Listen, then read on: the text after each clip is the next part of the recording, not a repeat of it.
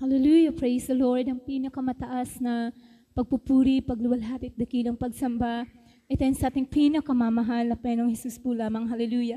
I give my double honor and respect to our beloved parents in the Lord, and we always cherish the blessed preachings and teachings of our dearly beloved Honorable Pastor, Evangelist Wildy E. Almeida, and beloved Honorable Assistant Pastor, Lina C. Almeida.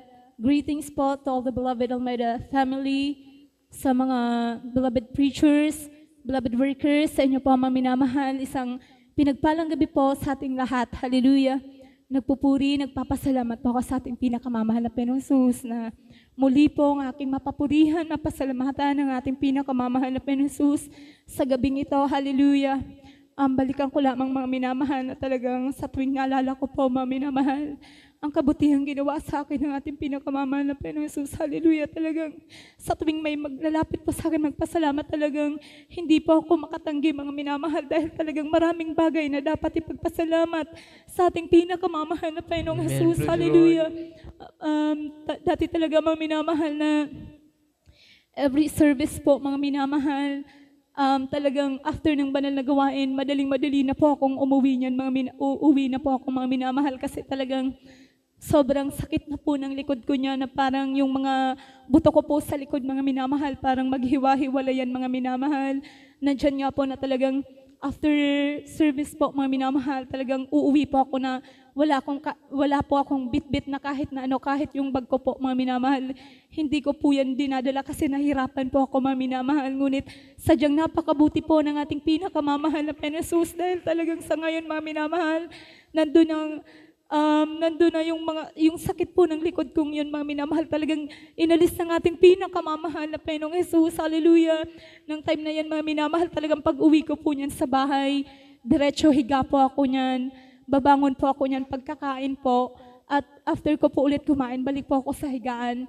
Mahiga po ulit ako mga minamahal hanggang kinabukasan na po yan dahil talagang nandun po yung sobrang sakit po ng likuran ko mga minamahal, at ng time din na yun mga minamahal, talagang dito po sa may parte ng puso ko mga minamahal, yung pakiramdam po na yung puso ko mga minamahal parang pinipigayan na parang sobrang higpit ng pag may humahawak sa puso ko na parang pati yung kuko na ano po, na parang tumutusok dyan sa puso ko mga minamahal, na talagang sobrang hirap po ako mga minamahal, na itong kalahati ng katawan ko, left side po mga minamahal, pakiramdam ko po mapaparilas sa ako mga minamahal.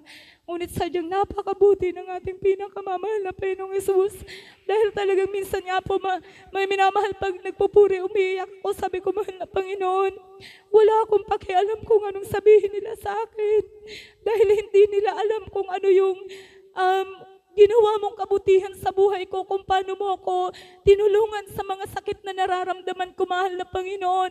Talagang grabe yung pasasalamat ko sa ating pinakamamahal na Panginoon Hesus mga minamahal, dahil talagang yung kalahati po ng katawan kong yan mga minamahal, sobrang bigat po yan mga minamahal, na halos hindi ko po maihakbang yung isa kong paa mga minamahal, na parang ano po siya, hirap ko po siyang igalaw, pati po yung kamay ko.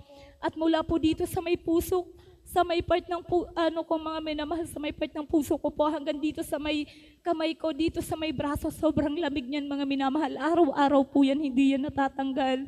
Ngunit nandun lamang mga minamahal sa pagpupuri sa ating pinakamamahal na Panginoong Hesus, sa pagsusumamo sa ating pinakamamahal na Panginoong Hesus, sa paghingi ng tawad sa lahat ng aking mga pagkukulang at pagkakasala. Nandyan mga minamahal ang kahabagan ng ating pinakamamahal na Panginoong Hesus. Lahat yan pinawi ng ating pinakamamahal na Panginoong Hesus. Kaya labis-labis po ang aking pagpupuri, pagpapasalamat sa ating pinakamamahal na Panginoong Hesus.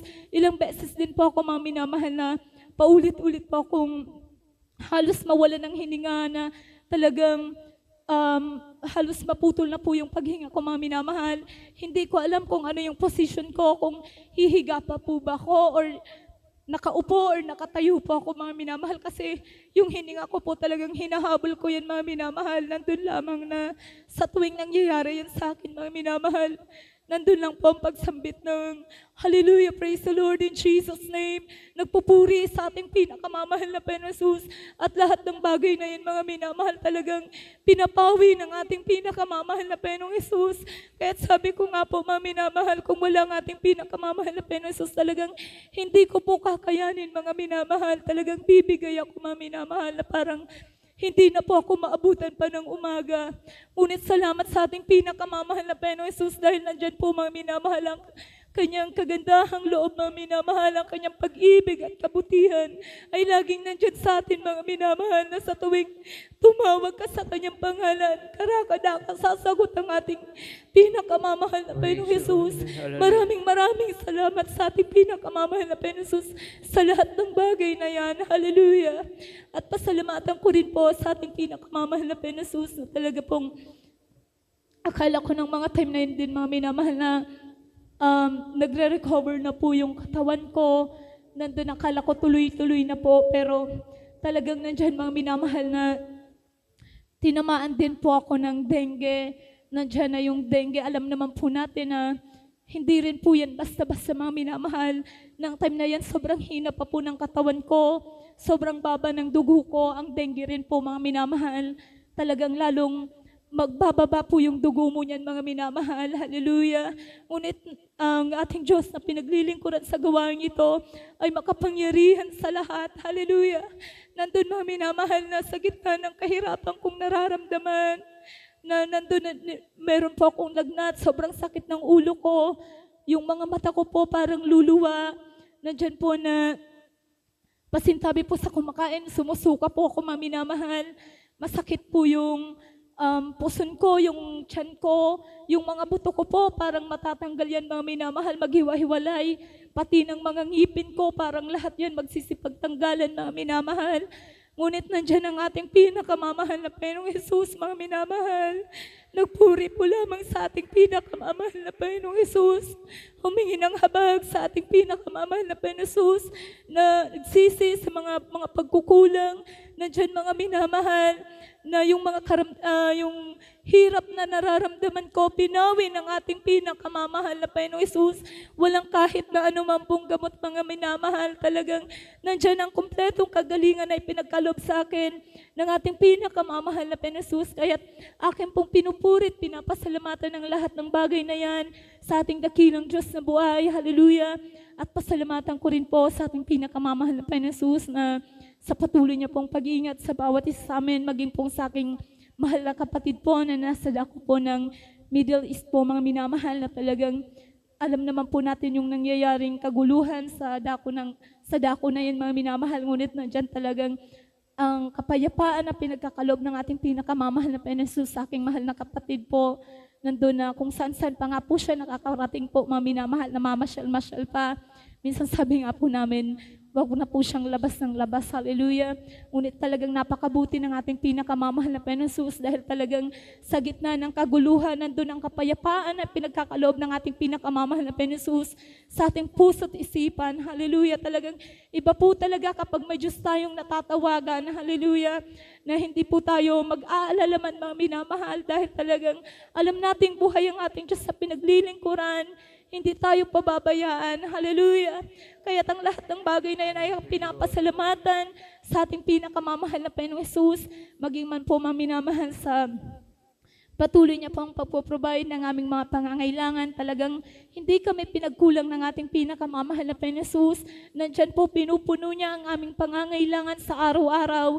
Hallelujah. At pinapasalamatan ko rin po sa ating pinakamamahal na Panginoong Jesus ang mga kagalingan ng aming makaramdaman, maging ng aking mga kapatid po, mga minamahal, na talagang sa tuwing may nararamdaman silang sa kanilang mga physical na pangatawan, na dyan po natatawag sila, mga minamahal. Lalo na po yung kapatid kong yun, mga minamahal, na nasa ibang bansa po, talagang nag-ano po siya, mga minamahal, na yung tiyan niya po, mga minamahal, lumaki po yan na parang 9 months na pong buntis siya, mga minamahal. Yung laki ng tiyan niya, mga minamahal, nandun talagang nahirapan po siyang kumain. At nandun din po, nasabi nga po, meron daw pong bukol dito sa may tiyan niya. Una po, nandito lang sa may, sa parang may sikmura niya, mga minamahal, hanggang sa yung bukol na yon. umakyat po papunta dito sa may lalamunan niya.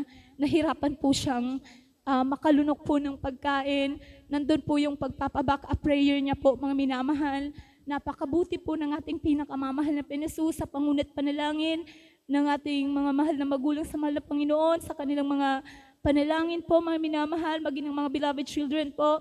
Nandun po, mga minamahal, na talagang tinanggal yun ang ating pinakamamahal na Panginoong Hesus, mga minamahal. Inalis yung nararamdaman ng aking mahal na kapatid po, mga minamahal. Maging yung tiyan niya, mga minamahal, na sobrang tigas na po, mga minamahal. Nandun na talagang pinagaling ng ating pinakamamahal na Panginoong Hesus. Walang gamot yan, mga minamahal. Nandun lamang ang pagsusumamo sa ating pinakamamahal na Panginoong Hesus. Nandun ang kagalingan ay pinagkakaloob ng ating pinakamamahal na Panginoong Hesus. Kaya't maraming salamat po sa ating pinakamamahal na Panginoong Hesus at sa mga pagpapalang material, pinansyal, pisikal, higit ang pagpapalang espiritual. Kaya't hanggang dito na lamang po ang lahat ng kapurihan, kapasalamatan tayo sa ating pinakamamahal na Panginoong Hesus po lamang. Hallelujah.